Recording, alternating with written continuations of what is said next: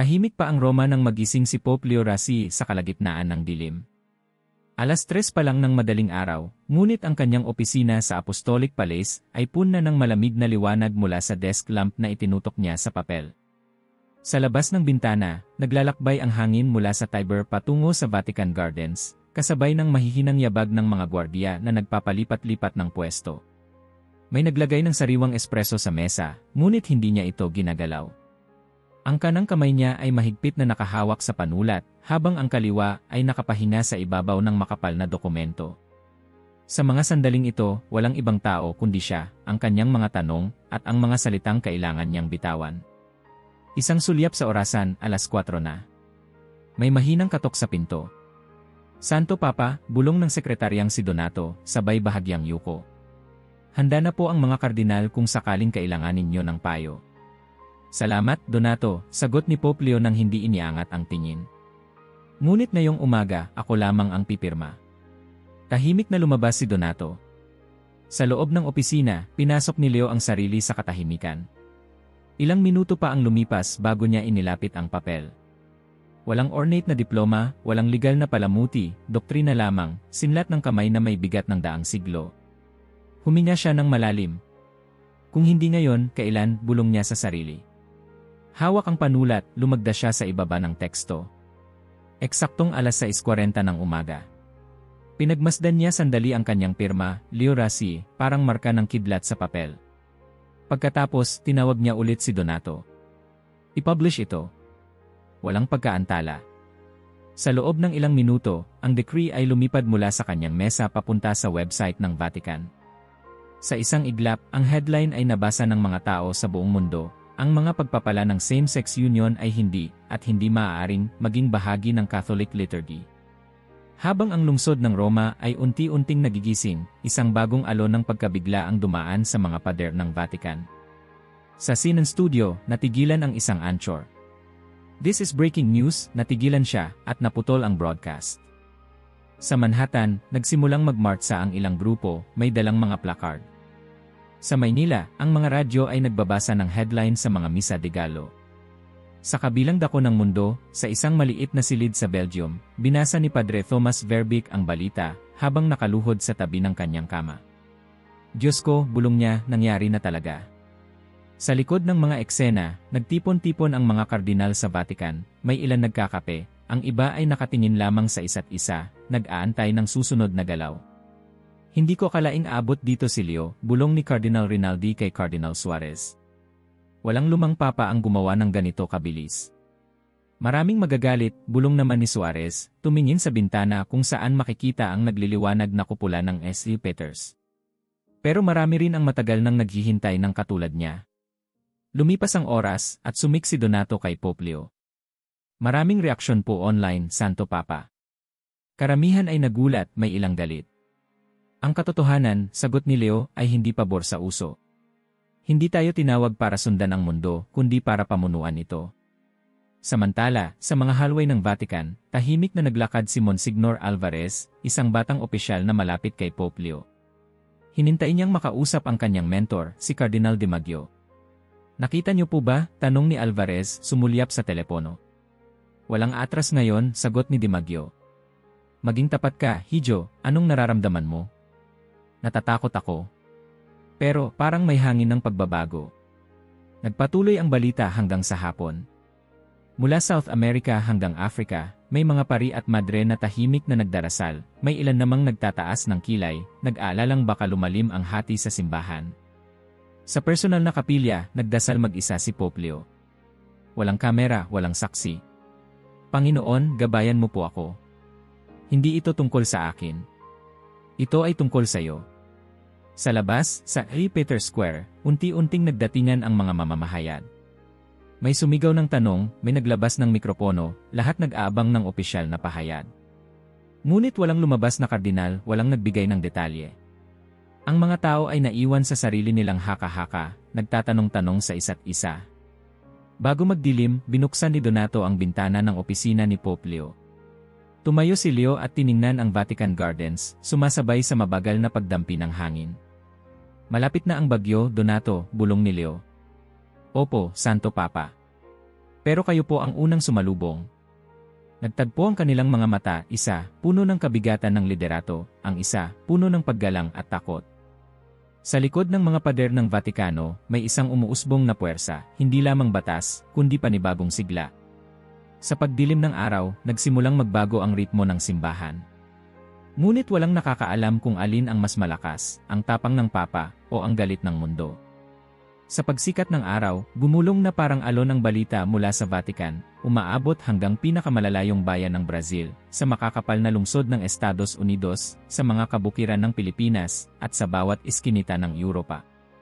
Hindi pa man lubos na natutuyo ang tinta ng lagda ni Pope Leo XVI, parang apoy na kumalat ang mga opinyon, takot, at pagsalungat. Sa silid pulong ng mga kardinal, malamig ang hangin, ngunit mainit ang bawat palitan ng salita. Hindi tayo handa para rito, mariin sabi ni Cardinal Suarez, pinapawisan habang naglalakad sa kahabaan ng makitid na pasilyo. Hindi ito basta desisyon, ito'y linya na hinati ang simbahan. Sumagot si Cardinal Rinaldi, ang mga mata ay matalim at malamig, ngunit ang linya na yan ang matagal ng kailangan. Ilang taon na tayong nagtatago sa likod ng mga kompromiso.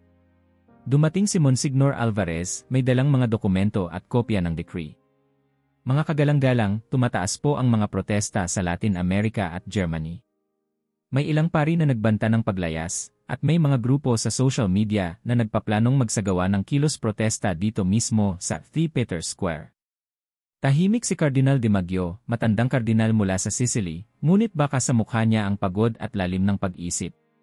Narinig mo na ba ang mga pari sa Ghana? Sabi nila, matagal na raw silang naghintay ng isang ganitong lakas mula sa Roma. Samantala, sa ibang bahagi ng Vatican, pinalilibutan ng kamera at mikropono ang opisina ni Sister Angela, isang madre at teologyan na kilala sa kanyang tapang. Binasa niya ang decree sa harap ng ilang madre. Napakarami ng tinanggal, napakalinaw ng hangganan. Ngunit ang tanong, saan patungo ang simbahan pagkatapos nito? Hindi ko alam, sister, sagot ng isa, si Maria, pero nararamdaman kong may pagbabago, kahit hindi ko alam kung ikatutuwa ko ba o ikatatakot. Habang lumalalim ang umaga, dumagsa ang balita sa mga telebisyon, protesta sa Belgium, panawagan ng panalangin sa Kenya, mainit na debate sa New York. Sa Manila, ilang pari ang tinawag sa Chancery para sumagot sa mga tanong ng kanilang obispo, takot na baka mabansagan silang rebelde o masuspinde. Sa gitna ng lahat, si Pope Leo ay nagmamasid mula sa kanyang opisina. Sa harap niya, isang mapa ng mundo, sa bawat kontinente ay mga pin, ilang pula, ilang berde, tanda ng mga lugar na sumusuporta at tumutuligsa. Sa tabi ng bintana, si Donato ay tahimik na nagbabantay. Santo Papa, maingat niyang tanong, nakikita niyo po ba ang nangyayari sa labas? Ang ilan ay nagsasabing ito na raw ang simula ng pagkakawatak-watak. Umiling si Leo, marahan ng boses. Mas matagal na tayong watak-watak, Donato. Ang kaibahan lang ngayon, may liwanag na tumatama sa bitak. At hindi ko kayang takpan ang liwanag para lang panatilihing maganda ang anyo. Sa labas ng Vatican, patuloy ang pagkilos. Ang grupo ng Daitivis Panandang Pandagdag mula sa Berlin ay nagpadala ng bukas na liham sa Pope. May mga pulis na nagbabantay sa paligid ng piazza, ilang tao ay may dalang rainbow flag, may mga lumuluhang nanay na nagdarasal na sana'y hindi palayasin ang kanilang anak mula sa simbahan. Sa isang maliit na bar sa Trastevere, nag-uusap sina Padre Thomas Verbeek at isang kaibigang pari, si Padre Carlo, habang tahimik na umiinom ng kape. Nararamdaman mo ba, Thomas? Tanong ni Carlo, parang bigla na lang bumigat ang tunog ng pangalan natin. Tulad ng lagi, sagot ni Thomas, ang tanong lang ay, alin ang uunahin, ang awa, o ang katotohanan?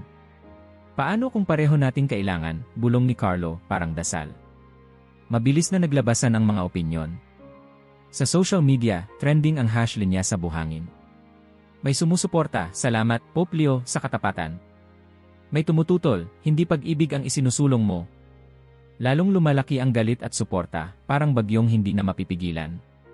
Sa mismong St. Peter's Square, lumapit si Sister Angela sa isang grupo ng kabataan na nakatayo sa tabi ng fountain. Ano ang nararamdaman nyo, mga anak? Isang dalagitang umiiyak, Sister, hindi ko alam kung may lugar pa ako dito. Ang nanay ko, lesbiana. Mamahalin pa ba kami ng Diyos? Hinawakan siya ni Sister Angela sa balikat. Ang Diyos ay hindi nagbabago ng pagmamahal, anak. Ang tanong ay kung paano natin gagamitin ang lakas ng pananampalataya para hindi matalo ng galit ang pag-asa. Sa gitna ng gabi, nagpatawag si Cardinal de Maggio ng pulong sa isang maliit na kapilya. Naroon sina Suarez, Rinaldi, Alvarez at ilan pang leader. Hindi natin alam kung anong susunod, mga kaibigan, ani de Maggio. Ngunit isa lang ang malinaw, hindi na ito ang simbahang nakasanayan natin. Sumagot si Suarez, gusto niyo bang labanan siya? O sumama tayo sa agos ng pagbabago? Tumayo si Rinaldi, marahang nagsalita. Hindi tayo nandito para sumang-ayon o sumalungat, kundi para maglingkod sa katotohanan. At ngayon, ang katotohanan ay may bagong mukha. Sa kabilang banda, hindi nagpakita ng takot si Pope Leo. Sa isang lihim na mensahe sa mga obispo ng mundo, sinabi niya, "Mga kapatid, hindi natin kayang baguhin ang mundo sa pamamagitan ng pagtulad dito. Kailangan nating mamuno. Ang katotohanan ay hindi isinusulat ng opinion poll, at ang pagmamahal ay hindi nasusukat sa lakas ng sigaw, kundi sa tibay ng paninindigan." Habang isinusulat niya ang liham, may narinig siyang mahina na kulob mula sa labas. Isinara niya ang bintana, huminga ng malalim, at nilingon si Donato. "Alam mo ba kung bakit ako hindi natatakot, Donato?" tanong ng Santo Papa. "Bakit po, Santo Papa?" "Kasi alam ko kung saan ako nakatayo. At mas mahalaga pa yon kaysa sa dami ng sumusuporta." Tahimik ang silid, tanging tunog ng relo at ng ulan na dahan-dahang bumagsak sa mga bintana. Ngunit sa puso ni Pope Leo, buo ang paninindigan. Hindi siya natitinag kahit mag-isa. Sa pagputi ng buwan sa kalangitan, tuluyan ng hinati ang simbahan, hindi dahil sa bagong batas, kundi dahil sa tapang ng isang lalaking humakbang sa linya. Ngunit sa kabila ng lahat, ang pag-asa ay nananatili, umiikot mula sa Vatican hanggang sa pinakaliblib na bayan.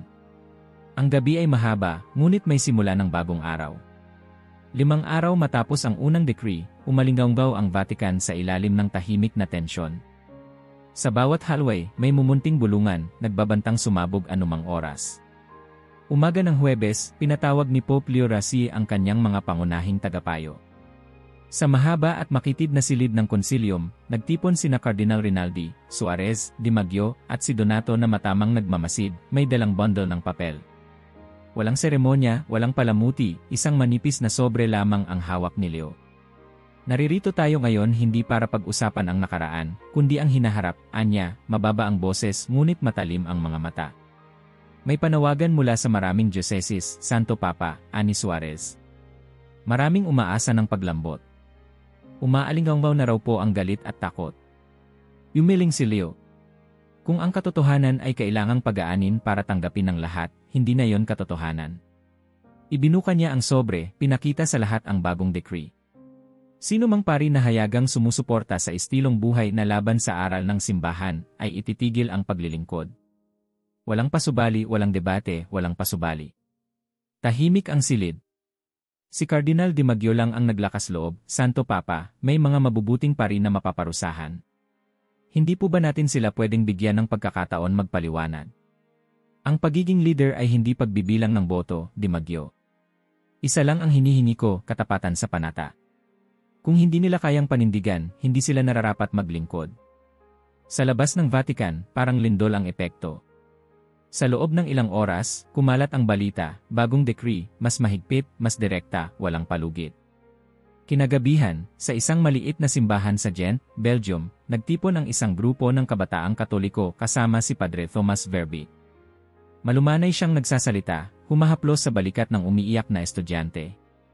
"Hindi kayo nag-iisa," bulong niya, "ang pagmamahal ng Diyos ay laging lagpas sa hangganan ng tao." Sa isang sulok ng simbahan, pinanood ng isang parisyoner ang live stream ng Vatican. "Padre Thomas, narinig mo ba ang bagong batas?" tanong ng binata. Sagot ni Thomas, mahina ngunit matatag. "Hindi tayo laging sang-ayon, ngunit hindi tayo titigil magmahal." Lingid sa kanya, isang paring konserbatibo ang nagpadala ng ulat sa Chancery. Kinabukasan, isang liham mula sa Vatican ang dumating sa opisina ni Thomas. Suspendido siya, epektibo agad, dahil sa kanyang paulit-ulit na pagsuporta sa mga relativists panandang pandagdag youth. Isang iglap, naging pangalan si Padre Thomas, hindi lang sa Belgium, kundi sa buong mundo. Trending sa Twitter, #StandWithThomas, #MartillongDoctrina, #Popelio. Hindi makatarungan, sigaw ng mga parisyoner sa harap ng simbahan. Ilang madre, tahimik na nakatayo, may hawak na kandila. Pinanood ni Thomas ang mga ito mula sa bintana, nilalamig ang kamay, ngunit mainit ang dibdib sa awa at lungkot. Mabilis na sumagot ang Vatican sa lumalawak na sigalot. Sa press room, binasa ni Donato ang opisyal na pahayag. Ang simbahan ay nangangailangan ng pagkakaisa sa aral at gawa. Hindi pinarurusahan ng tao, kundi pinapaalala ang tungkulin ng mga pari na magsilbi ayon sa kanilang panata. Kasabay nito, sa mga seminaryo at kumbento sa buong mundo, may mga nagtago ng lumang post sa social media, binura ang mga lumang larawan. May ilan na lumapit sa kanilang bishop, tahimik na umiiyak, tinatanong kung sila ba ang susunod. Sa isang maliit na silid sa Manila, nagtipon ang 4 na batang pari. Ano nang gagawin natin? Tanong ni Padre Esteban, kabado. Parang pinipilit tayong pumili, aral o awa. Nakakatakot isipin, sagot ni Padre Mark, pero baka panahon na para tumayo tayo, kahit mahirap. Hindi naman natin tinatalikuran ang turo, gusto lang natin yakapin ang mga nalalayo. Nagbukas si Padre Leo ng grupo chat sa Telegram para sa mga pari. Magdasal tayo ng sabay-sabay mamayang hating gabi, anunsyo niya. Walang kailangan sabihin. Basta magdasal lang tayo. Sa likod ng Vatican Walls, tumindi ang tensyon. Tumanggap si Pope Leo ng liham mula kay Cardinal Souza ng Brazil, Santo Papa, dumadami po ang nagagalit, pati mga laiko. Ang ilan ay nagbabanta ng paghihiwalay. Saglit na tinigilan ni Leo ang pagbabasa, tumingin sa krusipisyo sa kanyang mesa. Tumawag siya kay Donato. Maghanda ng pulong mamaya. Kailangang mag-usap tayo ng masinsinan. Isama mo sina Rinaldi at Di Maggio. Sa pulong, nagsalita si Cardinal Rinaldi. Santo Papa, marahil po ay panahon na para bigyan ng kaunting pag-asa ang mga naguguluhan. Pwede po ba nating palambutin ang ating pananalita, para hindi lalong tumindi ang galit? Hindi tayo tinawag para palambutin ang katotohanan, sagot ni Leo, malamig ngunit walang galit. Kung lalambot tayo tuwing may sumisigaw, kailan pa tayo mamumuno? Hindi lang ito tungkol sa batas, tungkol ito sa pananampalataya. Tahimik si Di Maggio pero sumik siya, mahirap po, Leo. May mga pari na nalilito. May ilan na tunay na nagsilbi ng tapat. Hindi ba natin pwedeng pakinggan ang puso nila? Tumango si Leo, bumuntong hininga at tumingin kay Donato. Mahalaga ang puso. Pero higit pa roon, mahalaga ang paninindigan. Hindi tayo maaaring manindigan para sa lahat, kundi para sa tama. Sa kabila ng lahat, may mga pari na nagsumite ng kanilang pagtutol, nagsimulang magpadala ng liham ng suporta kay Padre Thomas. Sa mga simbahan, may nagdaraos ng tahimik na pagdarasal, naglalagay ng mga bulaklak sa altar para sa mga tinanggalan ng tungkulin. Maging ang mga kabataang Katoliko, nag-organisa ng forum online, ano ang hinaharap ng simbahan? Tampok ang tanong sa bawat thread. Samantala, sa sariling silid, nakaluhod si Thomas Verbeek. Binuksan niya ang lumang rosaryo, inilapit ang mukha sa malamig na sahig. Diyos ko, huwag niyo akong hayaang mawalan ng pag-asa. Alam kong may dahilan, kahit hindi ko pa nakikita ngayon. Naglabas ng opisyal na pahayag si Leo Rassi, hindi madali ang maglingkod sa katotohanan. Ang aral ay hindi parangal. Ito ay krus na dapat pasanin ng tapat na puso. Sa social media, sumik ang daan-daang komento. May galit, may humahanga, may umiiyak. Sa mga news channel, pabalik-balik ang pangalan ni Thomas at ni Pope Leo. Sa mga chat group ng mga pari, walang nakatulog ng gabing iyon. Sa gabi ring iyon, naglakad si Leo Rassi sa Vatican Gardens, kasama si Donato. Napakahirap po ng dinaranas ng marami, ani Donato, dahan-dahang naglalakad. Totoo, sagot ni Leo. Hindi ako manhid, Donato. Pero kung tatalikuran ko ang aking paniniwala dahil lang mahirap, hindi ako karapat-dapat maging papa. May nagsasabing kayo raw po ay malamig. Hindi malamig. Malinaw lang. Kailangan ng simbahan ng liwanag, hindi lambong. Nagpatuloy sila sa paglakad, habang sa kalayuan, tumutugtog ang kampana ng St. Peter's. Isang bagong linya na naman ang nabuo, hindi tinta, kundi bakal. Walang sinumang di makadarama ng bigat ng martilyo ng doktrina. Ngunit sa gitna ng kaguluhan, nag-ugat ang isang tahimik na pag-asa, na ang liwanag, kahit masakit sa una, ay nagpapagaling din sa sugat ng gabi. Kinabukasan, lumabas si Leo Rassi para magdasal mag-isa sa harap ng altar ni San Pedro. Doon, walang kardinal, walang kamera, walang sinuman kundi siya at ang Diyos. Panginoon, bulong niya, huwag mo akong pabayaan sa oras ng gulo. Ikaw ang lakas ko, hindi ang palakpak ng mundo. Sa kanyang pagbangon, ramdam niya ang bigat ng bawat pasya. Ngunit ang bigat na yon ay hindi na sa kanya lang, dala na rin ng bawat Katoliko, bawat pari, bawat nagmamahal at nasasaktan sa buong mundo. At sa pagtatapos ng araw na yon, isang bagong kabanata ng simbahan ang binuksan, matigas, malinaw, at puno ng panganib. Ngunit para kay Pope Leo Rasie, ito ang simula ng totoong pagbabago. Muli na namang umalingaw ang mga hakbang sa marmol na pasilyo ng Vatican, ngayong malamig na umaga, habang nag-aabang ang mga sekretarya at tagasalin ng balita sa bawat pinto. Sa ilalim ng kupola, bumigat ang himpapawid, lahat ay may inaasahan, lahat ay may alinlangan. Isang bagong liham mula sa Santo Papa ang umikot mula Paris hanggang Lima. Simula ngayon, bawat pari, obispo, at kardinal ay dapat maglagda ng taunang deklarasyon ng pamumuhay sa ilalim ng panata ng kalinisan at selibasya. Isang digital na link ang isinama sa liham, channel para sa anonymous na ulat ng anumang paglabag sa panata. Tahimik, mabilis, walang palamuti. Nasa silid-pulong sina Cardinal Suarez, Dimaggio, Rinaldi, at Donato. Nabanaagan ni Suarez ang kaba ng mga kasama, lalo na't bagong-bago pa ang sugat ng suspensyon kay Padre Thomas Verbi. Ano ba ito, Donato? Mahina at puno ng takot ang tanong ni Dimaggio. Isang revolusyon sa loob ng simbahan, Kardinal, sagot ni Donato.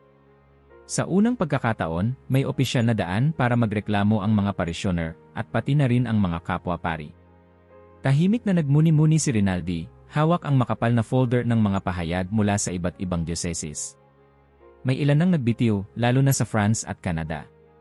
Ilang pari ang tumanggap ng liham na ito bilang insulto. Insulto raw ba ang katotohanan, bulong ni Suarez? O baka natatakot silang mahuli? Sa kabilang dulo ng mundo, sa isang maliit na bayan sa Colombia, pinanood ng isang dating altar boy ang balita sa RI, "Tingnan mo, Nay." Sabi ni Papa Leo, pwedeng magsumbong kahit sino, walang takot na maparusahan. Sa unang pagkakataon, napaluha siya, naalala ang sariling karanasan, matagal nang ibinaon sa limot. Lumapit siya sa telepono, nanginginig ang kamay, at nag-type ng unang ulat sa bagong channel ng Vatican. Sa St. Peter's Square, may nakapaskil na karatula, ang katahimikan ay hindi kalinisan. Isang piraso ng papel ang idinikit ng isang parisyoner. Nagsimula nang magkwento ang mga dating nag-aalangan. Ako po ay naging sakristan noong 2008, ang parish priest namin ay palaging ilang ulat, puro sigaw ng sugatang loob. Kasabay nito, nag-anunsyo ang Vatican ng pampublikong excommunication sa 7 pari at 2 obispo. Ang mga pangalan ay ibinunyag, ang mga paratang, sexual abuse, pagtataksil sa panata, pang-aabuso sa kapangyarihan, ay isinapubliko. Ang media ay sumabog sa balita, may mga tumutol, may mga nagpuri. Si Cardinal Dimaggio, sa isang private chapel, mahigpit ang hawak sa rosaryo, nagdasal para sa kapwa niyang mga leader. Dumaan si Donato, may dalang balita, Cardinal, may mga pari po sa Africa at Pilipinas na nagbitiw. Sabi nila, hindi raw sila handang mamuhay sa ilalim ng liwanag. Hindi ba't iyon naman ang tawag ng Panginoon? Sagot ni Dimaggio, may pagluha sa tinig. Hindi tayo tinawag para magtago. Lumipas ang araw, lumakas ang hangin sa Vatican. Isang batang madre, si Maria, nagtanong sa kanyang superior. Ano po ang mararamdaman natin ngayon? Dati, parang hindi kami pinapakinggan. Ngayon, parang lahat ay pwedeng magsalita, kahit parang nakakatakot. Ngumiti ang superior. Ang katotohanan, anak, ay parang ilaw, masakit kung minsan, pero tanging liwanag ang magpapalaya sa dilim. Sa isang press conference, muling humarap si Donato sa mga mamamahayag. Bakit ngayon lang ito ginawa ng Vatican? Tanong ng isang reporter mula Paris. Malinaw ang sagot ni Donato, dahil ngayong may papa na hindi takot na tumingin sa liwanag, hindi na pwedeng magtago ang kahit sino. Habang nagsasalita siya, inabot ni Pope Leo Rasie ang isang liham mula sa isang biktima, walang pangalan, walang detalye, kundi isang linyang sinulat ng bata. Maraming salamat, Pope Leo, ngayon ko lang naramdaman na may nakikinig. Tumayo si Leo, pinuntahan ang chapel, at doon ay tahimik na nagdasal. Hindi ako karapat-dapat, Panginoon. Ngunit gagawin ko ang kaya ko. May malamig na hangin, parang may kakaibang bigat na bumalot sa kanyang balikat, hindi takot, kundi pananagutan. Samantala, sa mga opisina ng Chancery sa buong mundo, may mga bishop na tahimik na nagpatawag ng mga pari. Ihanda niyo na ang inyong mga deklarasyon, utos ng isang obispo sa Mexico. Sa Sydney, may pari na nagbiro, tila parang annual check-up pero ang kaluluwa ang sinusuri.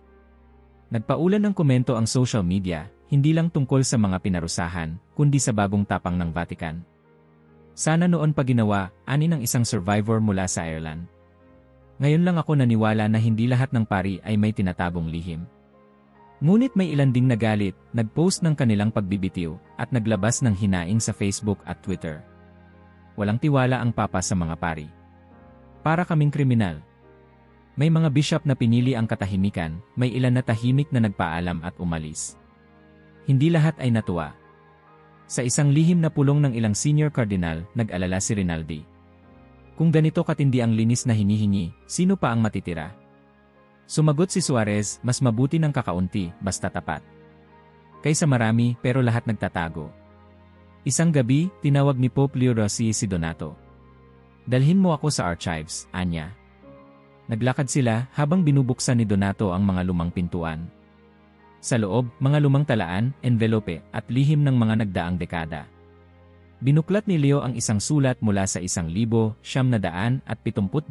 mula sa isang batang lalaking naglakas loob magsumbong noon pa. Ang simbahan ay matagal ng tahimik, bulong ni Leo. Ngunit hindi na tayo papayag na manatili sa dilim. Sa pagpupulong ng mga obispo kinabukasan, nagsalita si Leo ng harapan, hindi opsyonal ang purong puso, hindi ekstra ang katotohanan. Kung may natitira pang takot o galit sa inyong dibdib, ipanalangin nyo, ngunit hindi na ito pwedeng itago. Sa simbahan ko, ang liwanag ay lagi nang magwawagi sa dilim. Tumahimik ang kwarto. Ilan ay natulala, ilan ay tahimik na lumuluha. Sa labas ng bintana, ang araw ay bahagya ng sumisilip. Kasabay ng mga pagbabago, ang boses ng mga biktima ay mas lumakas. Marami ang nagpadala ng liham, email, at voice message, lahat umaasang makakatanggap ng hustisya. Sa mga social media page ng Vatican, sumik ang libu-libong mensahe ng pasasalamat, galit, at pagkabigla. Sa bawat parokya, unti-unting binabasa ng mga pari ang kanilang deklarasyon. Ako, Padre Miguel Sanchez, ay namumuhay sa panata ng kalinisan at selibasya, tapat sa harap ng Diyos at ng aking sambayanan, ang ilan ay nanginginig ang tinig, ang iba ay buong lakas na sinambit. Ngunit hindi lahat ay tumanggap. May mga simbahan na biglang nawala ang kanilang pari. Sa ilan, mga parishioner mismo ang nagbantay, nagmamasid, nagtatanong. Sa huling gabi ng linggo, nagdasal si Pope Leo mag-isa sa Vatican Gardens. Panginoon, sa bawat sugat, magpadala ka ng liwanag. Sa bawat takot, magpadala ka ng lakas. Sa pagsikat ng araw, ibang-iba na ang Vatican, hindi perpekto, hindi tahimik, pero may bagong sigla ng katotohanan at pag-asa. Kumalat ang bagong balita na parang kidlat sa bawat grupo ng parokya, blog ng relihiyon, at chatroom ng mga kabataan. Simula sa araw na iyon, ipinagbabawal na ang digital na kumpisal, video call na absolusyon, kahit ang i-generated na sagot mula sa mga virtual na pari. Isang utos na nilagdaan ni Pope Leo Rossi at agad na isinapubliko, simple ngunit matalim, ang kapatawaran ay hindi pwedeng makuha sa Wi-Fi. Dapat itong matanggap sa presensya, sa pagitan ng dalawang kaluluwa, sa harap ng Diyos. Sa social media, umapaw ang reaksyon. May mga bata at millennial na galit, nagtatawanan ang ilan, at may mga tumatawag na luma ang simbahan. Sa isang sikat na podcast, nagtanong ang host, sino pa ba ang may oras pumunta sa simbahan? Hindi ba't dapat sumabay ang simbahan sa panahon? Sumagot ang isang panauhin, hindi lahat ng bagay pwedeng gawing api. Ang ibang bagay, sagrado talaga. Samantala, sa isang parish sa Mexico City, nagtipon ang mga kabataang volunteer. Pare, paano na yung tito ko sa abroad, di na siya makakumpisal online? Tanong ni Mateo, hawak ang cellphone. Sumagot si Angela, isa sa mga leader ng youth group, baka nga hindi para sa lahat ang desisyon. Pero naisip mo, paano kung may mga tao na hindi sineryoso ang kumpisal dahil masyadong madali, masyadong malayo? Tahimik ang grupo. Sa likod ng altar, naririnig nila ang isang matandang babae na palaging maaga sa misa. Noong araw, kapag may kasalanan ka, haharapin mo talaga ang pari. Hindi yun parang order lang ng pagkain online, bulong niya kay Angela, ngumiti bago bumalik sa panalangin. Sa Europa, ilang pari ang nagbukas ng forum. Pope Leo, hindi nyo ba naiisip ang mga matandang may sakit, ang mga migranteng malayo sa simbahan? Hindi po ba ito parang pagsara ng pinto? May mga pari rin na natutuwa. Salamat, Papa. Ang kumpisal ay dapat malapit, hindi virtual. May respeto sa sakramento. Bumaha ng mga tanong sa email ng Vatican. Pwede bang magtanong, Santo Papa, paano naman ang mga Katolikong nasa giyera o nasa lugar na walang simbahan?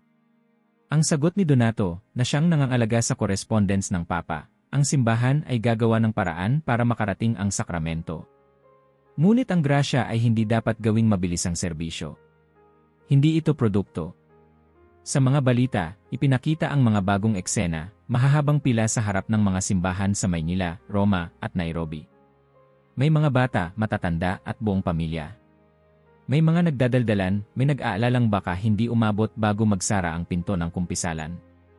Isang batang lalaki sa Quezon City ang nagtanong sa kanyang ina, "Ma, ano pong pakiramdam ng mangumpisal sa harap ng pari?" Ngumiti ang ina, "Anak, parang lumuluwag ang dibdib mo. Alam mong may nakikinig, hindi lang tao, kundi Diyos." Samantala, sa Vatican Gardens, lumakad si Pope Leo XVI, kasama si Donato, dalawa lamang sa malamig na simoy ng hangin. "Maraming galit, Santo Papa," anunsyo ni Donato, may bahid ng pag-aalala. "Marami rin pong natutuwa, pero mas malakas ang tinig ng reklamo." "Alam ko, Donato. Pero hindi tayo gumawa ng desisyon para lang sumabay sa mundo. Gusto ko lang maprotektahan ang banal. Kapag masyado nating pinadali, parang nawala na ang bigat, pati ang biyaya." Naglakad sila malapit sa isang lumang kumpisalan, itinayo pa noong siglo X-9. Hinaplos ni Leo ang kahoy na pinto, halos naririnig ang mga lihim ng daan-daang taon ng pagsisisi. "Naalala mo ba ang unang kumpisal mo, Donato?" tanong ng Papa. "Opo. Takot na takot ako, pero paglabas ko, parang tumama ang araw sa dibdib ko." Ngumiti si Leo, "Iyon ang gusto kong ibalik, hindi lang proseso, kundi karanasan." Sa isang online forum, nagalit si Mateo, estudyanteng Katoliko mula sa Milan. "Bakit ganon, Papa? Ginawa ninyo pong mas mahirap ang paglapit sa Diyos. Di ba dapat mas maging inclusive?" Isang guro sa parehong forum ang sumagot, "May dahilan ang hirap. Minsan, doon mo nararamdaman ang tunay na paghingi ng tawad, ang tunay na pagbabago." Habang lumalalim ang gabi, dumagsa pa ang mga tanong at hinaing. Isang dalaga mula sa New York ang nagpadala ng sulat kay Pope Leo, "Santo Papa, dati akong nagkumpisal sa Zoom noong pandemic. Ngayon, natatakot akong bumalik sa simbahan. Wala po bang paraan para sa mga katulad namin?" Tahimik na binasa ni Leo ang liham, pinag-isipan ang sagot, ngunit ang kanyang paninindigan ay matibay, ang kapatawaran ay personal, hindi pwedeng i-shortcut. Samantala, sa isang simbahan sa Nairobi, may matandang lalaki na 5 taon nang hindi nagkumpisal. Dahan-dahan siyang pumasok sa kumpisalan, nanginginig ang kamay, at sa unang pagkakataon, narinig niya ulit ang tinig ng pari. "Anak, tinatanggap ka ng Diyos. Maligayang pagbalik." Tumulo ang luha ng lalaki, kasabay ng mahinang pag-amin ng kanyang kasalanan. Sa likod ng rehas, ang pari ay tahimik na nagbigay ng absolusyon, ramdam ang bigat ng bawat salita. Dumami ang kwento ng pagbalik, may mga nagalit, may mga naluha, ngunit iisa ang mensahe, muling bumalik ang simbahan sa kung saan nagsimula, ang personal na pagharap, ang tunay na paghingi ng tawad, at ang lakas ng presensya. Sa huling bahagi ng linggo, nagsalita si Pope Leo sa isang misa na punang tao, lahat sabik marinig ang dahilan. Hindi madaling magpatawad, hindi madaling humingi ng tawad. Pero ang grasya ay natatanggap ng buo kapag may tunay na presensya. Ang Diyos ay hindi virtual. Ang pagmamahal, ang awa, ang kapatawaran, lahat ito ay dapat dumarating sa pagitan ng mga totoong tao, sa totoong buhay. Tahimik ang buong basilika. Muling bumalik ang mga tao sa pila, ang ilan nagdadala ng anak, ang iba'y magkasamang mag-asawa, at may mga nag-iisa. Bawat isa, may dalang sariling kwento ng kasalanan, takot, at pag-asa. Habang sumisikat ang araw, mahaba pa rin ang pila sa labas ng mga simbahan. Ngunit hindi na tungkol sa utos lang ito, tungkol ito sa muling pagbuhay ng lumang paniniwala, na ang Diyos ay personal, at ang grasya ay hindi basta-basta in-stream. Ang kapatawaran ay muling naging buhay, dulo sa dulo, puso sa puso. Nadama sa Vatican ang kakaibang tensyon, bago pa man formal na inihayag ni Pope Leo XVI ang sumunod na hakbang. Sa harap ng araw na matindi ang init, ang mga kardinal ay nagtipon-tipon sa sala ng konsilium, makapal ang hangin sa pagitan ng malalaking pader na binabantayan ng mga rebulto ng mga santo at hari. Lahat ay nag-aabang sa balitang, ayon kay Donato, ay magpapayanig ng mga pundasyon ng simbahan.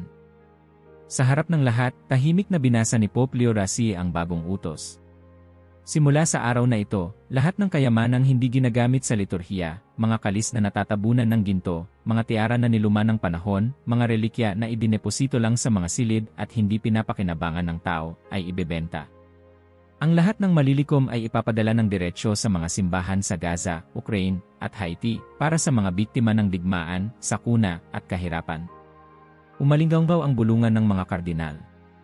Iba't ibang mukha, may galit, may gulat, may mapait na tawa, at may mapait na tango. Hindi mo ba alam ang halaga ng mga ito, Leo? Bulalas ni Cardinal Suarez, nanginginig ang tinig. 10 siglo ng kasaysayan. Hindi ito mga laruan. Ngunit kalmado ang Papa. Hindi tayo iniligtas ng isang gintong kalis. Hindi tayo pinatawad ng isang mamahaling singsing. Kung may natutunan ako sa krus, iyon ay ito, wala ni isang pirasong ginto ang makapapalitan sa dugo ng mahihirap. Natahimik ang lahat. Isa-isang nagtaas ng tanong, ngunit walang naglakas loob kumontra ng harapan. May ilan na tahimik na nagpalakpak sa ilalim ng mesa. Nang sumunod na araw, naglabas ng opisyal na listahan ang Vatican ng mga bagay na ilalagay sa auction. Isang tiara ng Pope mula 19th century, mga tsalis na natabunan ng alikabok sa vault. Mga estatwa na hindi na ipinapakita sa publiko. Ang mga mamamahayag ay nagtulakan sa harap ng opisina ni Donato, nag-uunahan ng tanong. Hindi po ba ito kawalang galang? Sigaw ng isang reporter mula sa New York. Ngumiti si Donato. Ang walang galang ay ang magtago ng yaman habang ang kapwa ay namamatay sa gutom. Sa buong Europa, nag-ingay ang mga kritiko. Kasalanan, sigaw ng ilang tradisyonalista. Ito ang tunay na simbahan, bulalas naman ng mga naniniwala sa pagbabago. Sa isang maliit na parokya sa Gaza, isang batang pari, si Padre Yusef, ang halos hindi makapaniwala nang tanggapin nila ang balitang darating ang tulong mula sa Vatican. Nagtipon ang mga bata at matatanda, nagtatawanan at umiiyak. Biro lang ba ito? Tanong ng matandang babae, hawak ang anak na may sugat sa binti. Hindi, nanay, sagot ni Padre Yusef. Tunay ito. Samantala, sa Kiev, isang obispo ang lumapit sa altar, ibinalik ang mamahaling tsalis at ginamit ang simpleng tasa para sa misa. Sa dulo ng altar, isinulat niya sa papel, hindi tayo nailigtas ng isang gintong kalis. Habang umuugong ang balita, nagpadala ng utos si Pope Leo, lahat ng pari, obispo, at kardinal ay pinagbabawalan ng magmay-ari ng mamahaling sasakyan, mansyon, o bahay bakasyonan. Kung mayroon kayong ari-arian na higit pa sa simple, ibenta ito sa loob ng 1 taon o mawalan ng posisyon. Sa Vatican, may mga pari at kardinal na nagbiro. Saan ako titira? Sa convent ng mga madre. Napatawa ang ilan, ngunit ang iba ay tahimik, alam na seryoso ang Papa. Isang araw, nag-viral sa internet ang larawan ni Cardinal Rinaldi, bumababa mula sa city bus, bitbit ang maliit na bag, walang escort, walang limusina. Sa tabi niya, naglakad si Donato, nagmamasid. May tumawa, may nainis, ngunit maraming sumaludo. Sa wakas, nakikita ko na ang obispo ko, ani ng isang babaeng vendor sa Palermo. Dati, parang reyna ang mga pari. Ngayon, kasama na nila kami sa palengke. Sa isang bayan sa Haiti, tinanggap ng mga bata ang mga bagong libro, nagbukas ng bagong water pump, at naglaro sa ilalim ng araw. Isang madre, si Sister Angela, ang nagpasalamat sa sulat. Sa unang pagkakataon, naramdaman ko na ang Vatican ay para sa mahihirap, hindi lang para sa mayayaman. Sa mga social media, viral ang bagong slogan, maglakad kung saan naglakad si Kristo. May meme na ginawang sticker sa pinto ng simbahan, may quote na iniukit sa maliit na crucifix ng isang parish youth group. Ngunit hindi lahat ay masaya. Sa isang pulong ng mga senior bishop, inisa-isa ni Cardinal de Maggio ang mga reklamo. Santo Papa, hindi po ba tayo mawawalan ng respeto? Baka magmukha tayong mahirap sa harap ng mundo. Tahimik na tumugon si Leo, hindi tayo tinawag para sa respeto ng mundo. Tinawag tayo para magpakumbaba.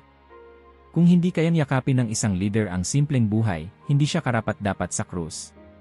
Lumipas ang mga araw, isang arsobispo mula sa Pilipinas ang nagreklamo.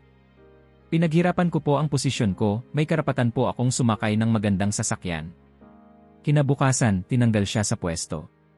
Walang balita, walang seremonya, isang liham lang mula kay Donato, at nawala na ang pangalan niya sa opisyal na talaan ng Vatican.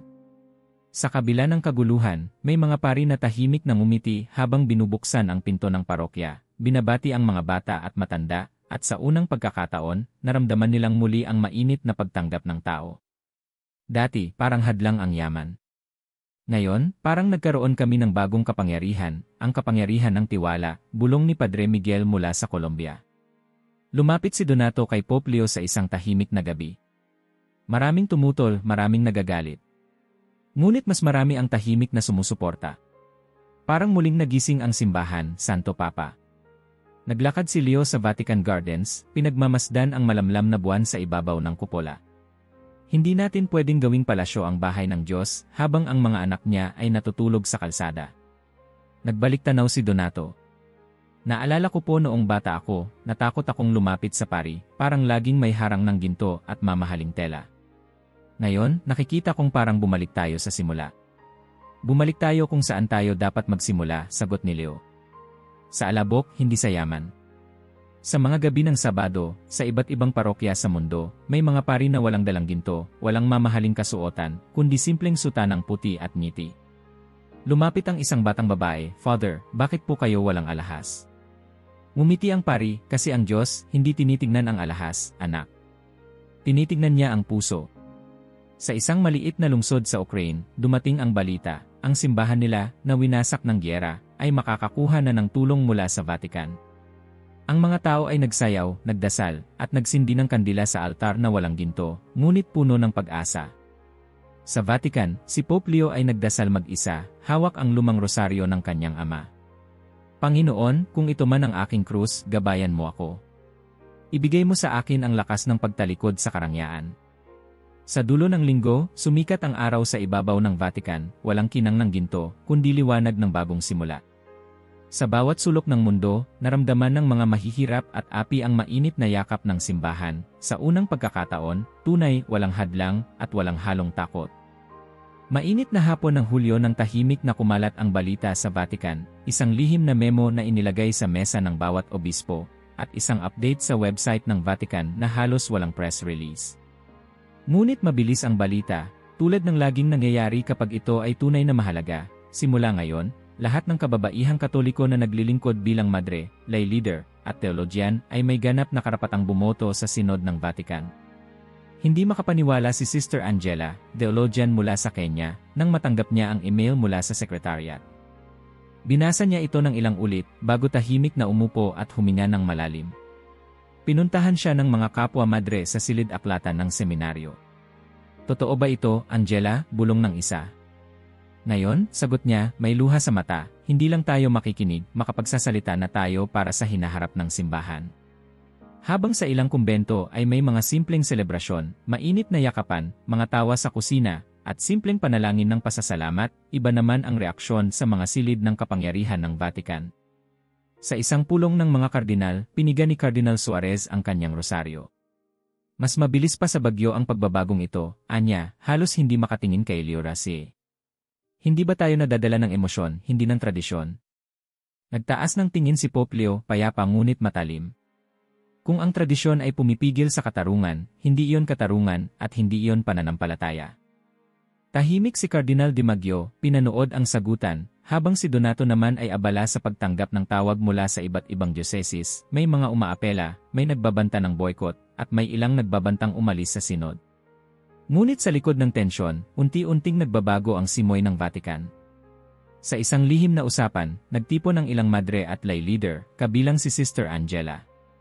Ano nang ibig sabihin nito sa atin? Tanong ng batang lay leader na si Maria. Hindi pa rin tayo pari, hindi pa rin tayo obispo. Ngumiti si Angela, mas payapa na ngayon. Hindi tayo tinawag para maging pari. Tinawag tayong magtanim, magturo, magtindig ng boses. Ngayon, ang tinig natin ay bahagi na ng desisyon, hindi na lang palamuti, hindi na lang bulong. Sa social media, umapaw ang balita, may nagdiriwang, may nagdududa. Isang dalagitang theologian sa Brazil ang nagpost, ngayon, naririnig na ang boses ng mga anak ni Maria. Kasabay nito, may mga meme ng larawan ni Sister Angela na may caption, "Una akong bumoto sa Vatican. Para sa akin, para sa lola ko, para sa mga batang babae na darating." Ngunit hindi lahat ay tahimik na sumang-ayon. Sa mga closed-door meeting, may mga obispo na nagbubulungan, nagtataka kung ito ba ay simula ng pagtatapos ng tradisyon. Ano pa ang susunod? Tanong ng isang French cardinal. Bukas, pa rin na ba sila? Naglakad si Leo Rasi sa gabi, kasama si Donato. Marami ang natatakot, Santo Papa, anya, marami rin ang nagagalak. Baka po hindi maging madali ang susunod na mga buwan. Huwag mong sukatin ang katotohanan sa dami ng palakpak, sagot ni Leo. Maria ang nagluwal sa salita. Sino tayo para patahimikin ang kanyang mga anak? Sa kanya, nagsindi ng kandila si Sister Angela at ang mga madre, nagdasal ng sama-sama sa kanilang kapilya. Maraming taon na tayong tahimik na nanalangin, anya, ngayon, ipapakita natin na ang pananampalataya ay hindi nakatali sa kasarian, kundi sa tapang at katapatan. Kasabay ng bagong patakaran, naglabas ng pampublikong pahayag si Pope Leo Rasi. Sa harap ng nag-uumapaw na St. Peter's Square, binalot ng katahimikan ang lahat ng siya ay tumayo sa balkonahe. Mga anak ng Diyos, bawat kaluluwa ay may puwang sa simbahan. Inaanyayahan ko ang lahat, babae, lalaki, may asawa o wala, matanda o bata, pati ang mga nadarama nilang hindi laging kasama, ang mga kapatid nating daidilis panandang pandagdag na sumama sa ating pananampalataya.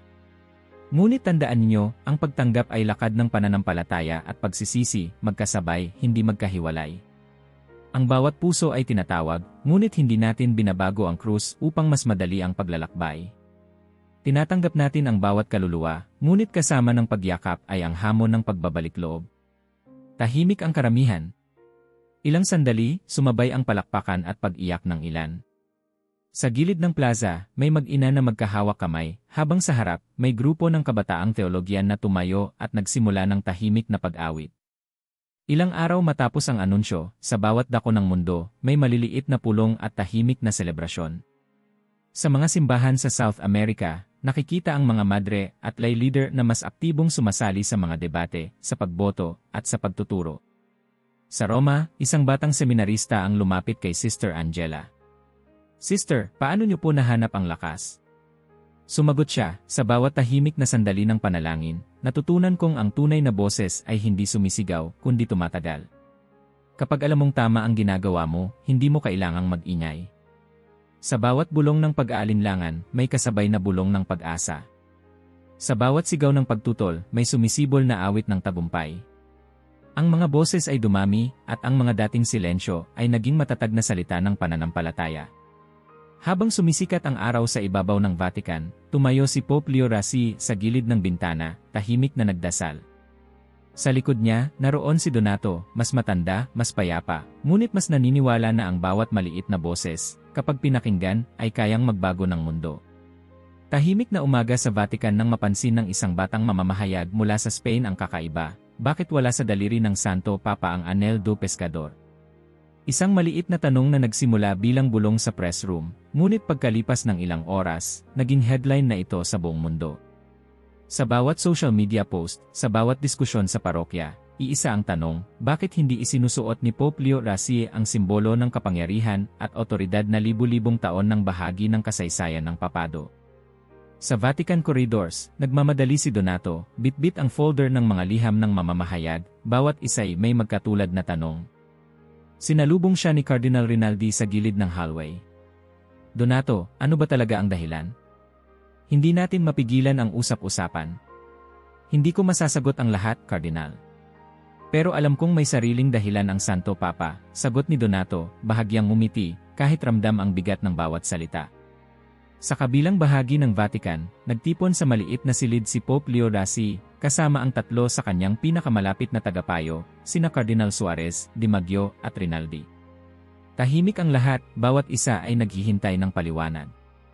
Sa gitna ng mesa, nakalapag ang isang maliit na kahon na naglalaman ng mismong Anel do Pescador, kuminang sa ilalim ng ilaw ngunit nanatiling sarado.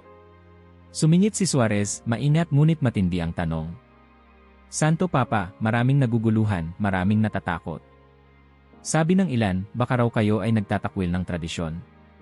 Sabi ng iba, baka may plano kayong baguhin ang lahat. Tumingin si Leo Rasi, direkta sa mga mata ng bawat isa. May mga bagay na mas mabigat pa kaysa sa ginto. Hindi ko tinatakwil ang tradisyon. Pero hanggang sa daig ng kabanalan ang politika, hindi ko isusuot ang singsing. Ang bawat simbolo ay may sariling panahon. At ang panahon ngayon ay hindi para sa anino ng kapangyarihan, kundi para sa liwanag ng katotohanan. Tahimik na sumang-ayon si Di Maggio, ngunit halatang nabigla pa rin si Rinaldi. Pero paano ang tingin ng mundo, Santo Papa? Hindi ba't kailangan natin ng palatandaan ng pagkakaisa at otoridad? Ngumiti si Leo, payapa ang mukha ngunit matalim ang tingin. Mas kailangan ng mundo ang katotohanan kaysa sa simbolo. Kung ang singsing ay naging hadlang, hindi ko ito isusuot. Mas mainam nang maghintay, magdasal, at magpakumbaba, kaysa magkunwaring malinis habang may sugat ang ating simbahan. Habang lumalabas ang balita, nag-uunahan ang mga mamamahayag sa iba't ibang bansa, Italy, Brazil, Estados Unidos. Papa na walang singsing, papa na may dalang bagong krus, laman ng mga headline. Sa mga parokya, may mga matatandang Katoliko na nagtatanong, "Anak, paano na ang pagpapala ng bagong santo papa kung walang anel?" May mga batang pari na tahimik na napapaisip, hindi dahil sa takot, kundi dahil sa bigat ng kahulugan ng kilos na yon. Sa Roma, isang batang seminarista, si Carlo, ang nagtanong sa kanyang guro habang nag-aayos ng altar. "Father, ibig po bang sabihin, wala nang halaga ang mga tradisyon?" Sumagot ang guro, may lambing at pangunawa. "Hindi anak. Pero ang tradisyon, kapag hindi nabigyan ng bagong buhay, ay nagiging estatwa. Hindi umaapaw, hindi gumagalaw. Ang papa natin, siguro gusto niyang magising ang simbahan na hindi lang nakatingin sa alahas, kundi sa liwanag ng buhay." Sa isang lihim na pagpupulong ng ilang konserbatibong obispo, nagalit ang ilan. "Dapat tayong magpadala ng liham ng pagprotesta," sigaw ng isa. Ang singsing ay hindi lamang alahas, ito ay tanda ng otoridad ni Pedro. May ilan namang nanahimik, parang nagbabanta ng rebelyon, ngunit higit na mas maraming naghintay, umaasang ang Santo Papa ay may dahilan na higit pa sa kanilang inaakala. Samantala, sa kalaliman ng gabi, naglakad si Pope Leo XVI mag-isa patungo sa altar ng St. Peter's Basilica. Hawak niya ang maliit na kahon ng singsing. Sa harap ng liwanag ng kandila, inilapag niya ito sa tabi ng krusipisyo. Yumuko, nagdasal ng taimtim. "Panginoon, hindi ko dinadala ang singsing. Dalangin ko, ako nawa ang magdala ng bigat ng sugat ng simbahan. Hanggang sa dumating ang araw na ang kabanalan ay mangibabaw sa politika, hayaan mo akong maghintay, manalangin, at magpagaling."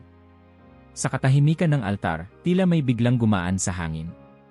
Parang may narinig si Leo na mahina, halos bulong lamang, tila tinig ng mga nakalipas na papa, ng libu-libong pari, madre, at laiko na umasa ng pagbabago. Hindi niya tinanggihan ang singsing, pinili niyang huwag ito isuot hanggat hindi pa nararating ang araw ng tunay na pagpapatawad, pagkakaisa, at paghilom. Kinabukasan, naglabas ng opisyal na larawan ang Vatican, ang Anel do Pescador, nakapatong sa altar, bukas na para sa mata ng lahat, ngunit hindi sinusuot ng sino man. May isang linyang nakasulat sa ibaba ng larawan, ang tunay na kapangyarihan ay hindi laging sumisigaw. Minsan, naghihintay. Minsan, lumuluhod. Minsan, nagdurusa sa katahimikan. Nag-ikot ang larawan sa buong mundo. May mga lumuhang madre sa Colombia. May tumangis na matandang pari sa Poland, bumulong ng dasal para kay Pope Leo.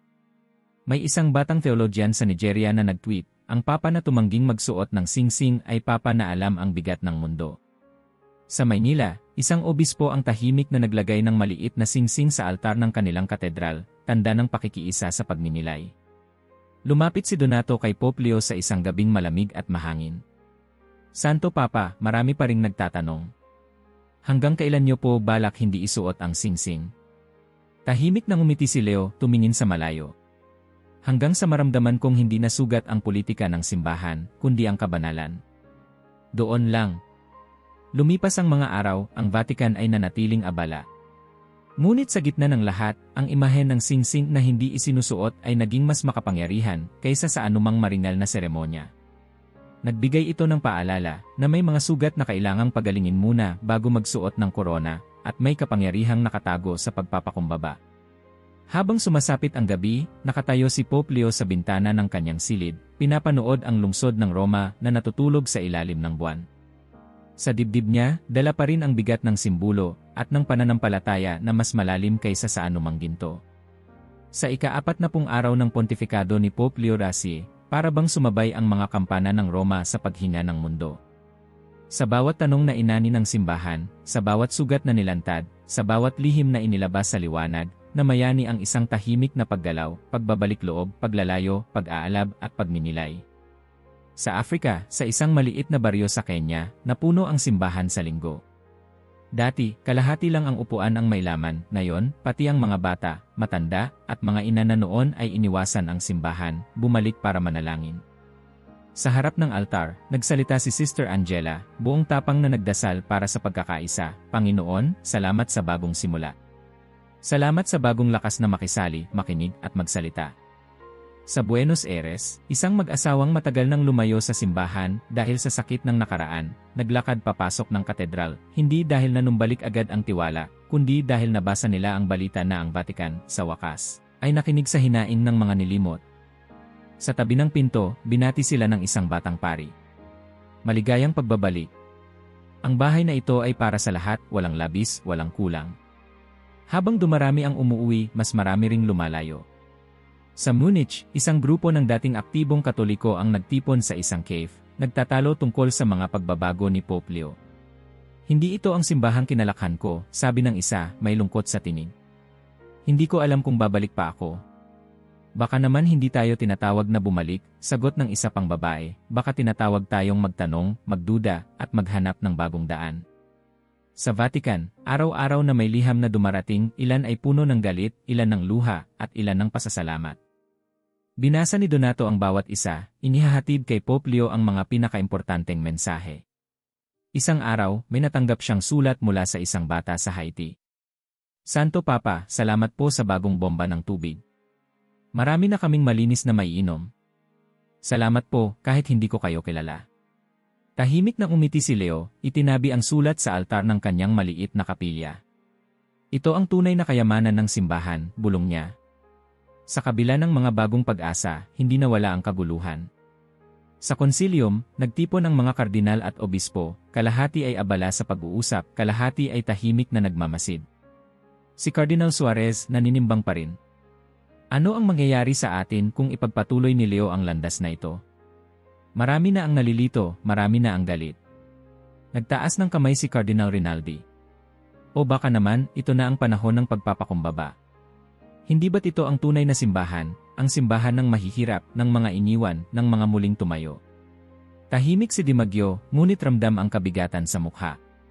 Hindi tayo nagtatagpo para lang magdesisyon.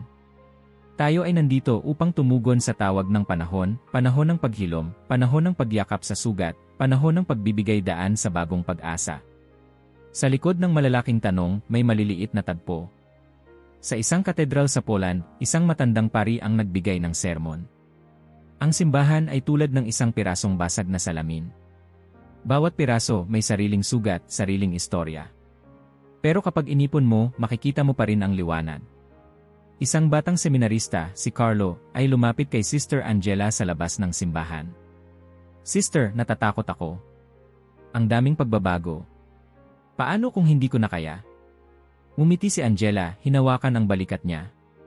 Anak, hindi kailangang kaya mo lahat. Ang mahalaga, maglakad ka. Bawat hakbang, bawat tanong, bawat pagkadapa, lahat iyan ay bahagi ng paglalakbay. Ang simbahan ay hindi tahanan ng perpekto, kundi ng naghahanap ng liwanag. Sa Maynila, isang batang pamilya ang sumama sa kanilang lola sa simbahan. Dati, ayaw ng lola dahil hindi raw siya karapat-dapat. Ngayon, nang marinig niyang may bagong patakaran, bumalik siya, nag-antay sa pila ng kumpisalan, at nang matapos, lumapit sa altar. Hindi pa huli ang lahat, bulong niya, habang hinawakan ang kamay ng apong umiiyak. Samantala, ang mga pari at obispo ay inabot ng huling araw ng deadline. Pinili ng ilan na ibenta ang kanilang mga kotse, lumipat sa mas maliit na bahay, at maglakad sa palengke kasama ng mga tao. Ang ilan, hindi nakatanggap ng liham ng muling pagtatalaga, tahimik na lumisan, nagbukas ng bagong pahina, o tuluyang nagretiro. Nagkaroon ng mga bagong mukha sa mga parokya, mga batang pari, mga madre, at lay leader na walang takot na humarap sa mga tao, naglilingkod ng may ngiti, at walang takot na aminin ang kahinaan. May mga lumang parisyoner na bumalik, may mga batang natutong magtanong, may mga dayuhang nagpaalam na ngunit may bagong panalangin sa labi. Isang gabi, naglakad si Pope Leo XIII sa Vatican Gardens, kasama si Donato. Akala ko dati, ang pagbabago ay parang unos, malakas, mabilis, mapanira, wika ng Papa. Ngunit minsan, ang tunay na pagbabago ay dumarating sa tahimik na pagluha, sa dahan-dahang paglakad ng mga sugatang puso. Tahimik na sumang-ayon si Donato. Santo Papa, hindi po kayo sumigaw, hindi po kayo naghintay ng palakpak. Pero ramdam namin ang galaw ng mundo. Parang ang liwanag ay bumalik kahit may bahid ng lungkot. Sa isang maliit na kwarto, mag-isa si Leo, tahimik na nagdasal, walang koronang suot, walang singsing sa daliri. Panginoon, ikaw ang tunay na pinuno ng simbahan. Sa bawat desisyon, bigyan mo kami ng tapang na tanggapin ang katotohanan, kahit mahapdi, kahit hindi palakpakan. Sa sumunod na linggo, napuno ang St. Peter's Square. Hindi dahil sa pagdiriwang, kundi dahil lahat ay sabik malaman kung ano ang susunod. Walang malaking seremonya, walang espesyal na anunsyo. Tumayo si Pope Leo XVI sa bintana ng kanyang opisina, tumingin sa dagat ng mga mukha sa ibaba. Tahimik niyang binuksan ang Biblia, binasa ang mga salita, maging tapat sa maliit, at pagkakatiwalaan ka sa malaki. Maging liwanag sa dilim, maging tinig ng pag-asa. Lumakas ang palakpakan, hindi dahil sa galak kundi dahil sa pag-asa. Ang mga tao ay tumayo, nagsindi ng kandila, at sabay-sabay na nagdasal, gabayan mo kami, O Diyos. Gawin mo kaming simbahang totoo. At sa pagtatapos ng 40 araw, nakita ng mundo ang isang simbahan na marupok, ngunit matatag, sugatan, ngunit handang magpagaling, luma, ngunit bukas sa bagong liwanag. Ang mga pari, madre, laiko, at mga nawawala ay sabay-sabay na humakbang sa bagong paglalakbay, hindi sigurado, hindi perpekto, ngunit buang loob. Hindi lahat ay bumalik. Hindi lahat ay umalis. Ngunit ang tunay na himala ay hindi sa bilang ng tao, kundi sa tapang ng puso. Sa katahimikan ng Vatican, sa liwanag ng bagong umaga, narinig ang tanging panalangin ni Pope Leo XVI, purihin, hindi pakiusap. Paglingkuran, hindi pamunuan. Gawin ang tama, hindi lang ang sikat. At doon, nagsimula ang muling paghilom, ang pag-asa, at ang matapat na paglalakad, para sa isang simbahang hindi perpekto, ngunit totoo. I like ang video at mag-subscribe sa channel kung nagustuhan mo.